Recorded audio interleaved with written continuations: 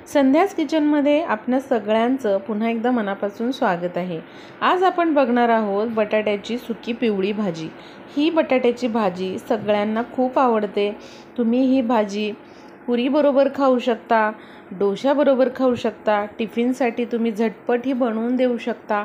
पण ही बटाट्याची सुकी भाजी करताना जर त्यामध्ये एक आपण वस्तू टाकली तर नक्कीच या बटाट्याची चव जी आहे ती वाढते।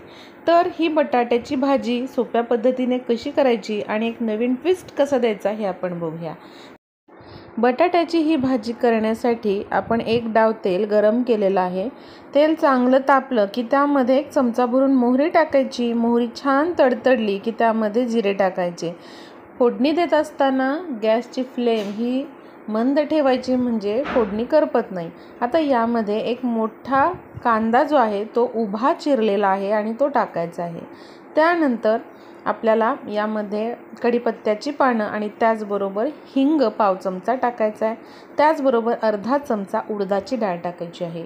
उडदाची डाळ टाकल्यामुळे आपली ही भाजी पौष्टिक होते आणि अगदी खमंग चवीची लागते। या ठिकाणी बघा हे वाटण आपल्याला टाकायचं आहे।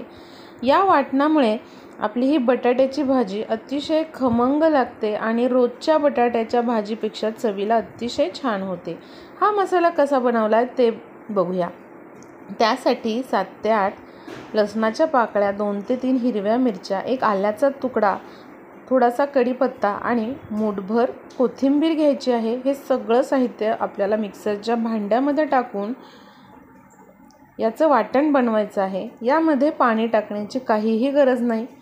मिरच्यांचं प्रमाण तुम्ही कमी ठेवू शकता। लहान मुलांना द्यायचे असेल तर अगदी अर्धी मिरची किंवा एक मिरची पण तुम्ही टाकू शकता। पण बाकीचं साहित्य तुम्ही टाकून असं वाटण नक्की बनवा आणि असं हे वाटण पाणी न वापरता आपण तयार करून घेतलेलं आहे।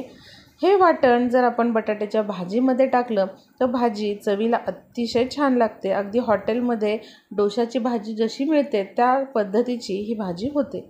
आता हे वाटण फोडणीत टाकल्यानंतर हळद टाकायची आहे अर्धा चमचाभर आणि मीठ टाकायचं आहे आणि या ठिकाणी सगळं एकत्र करून घ्यायचं आहे।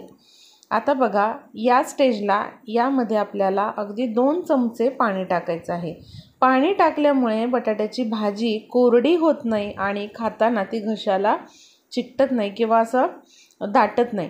त्यामुळे आपल्याला इथे पाणी टाकायचं आहे। आता बटाटे उकडून ते चांगले अशा प्रकारे आपण त्याच्या फोडी करून घेतलेल्या। बटाटा शिजवताना अतिशय जास्त तो शिजवू नये, थोड्याशा फोडी अशा राहिल्या पाहिजेत अशा पद्धतीनेच तो शिजवून घ्यायचा आहे। अगदी कच्चा पण ठेवायचा नाही आणि खूप गाळ पण शिजवायचा नाही। अशा पद्धतीने या फोडणीमध्ये हा बटाटा छान मिक्स करून घ्यायचा, छान परतून घ्यायचा, वरून कोथिंबीर टाकायची। ही बटाट्याची सुकी पिवळी भाजी तयार आहे। येणाऱ्या तुम्ही गुढीपाडव्याला पुरीबरोबर ही भाजी बनवू शकता, मुलांना टिफिनमध्ये देऊ शकता किंवा डोशाबरोबर ही सर्व करू शकता। अगदी हॉटेलच्या चवीची ही बटाट्याची सुकी भाजी लागते। नक्की बनवून बघा आणि चॅनलला सबस्क्राईब लगेचच करा।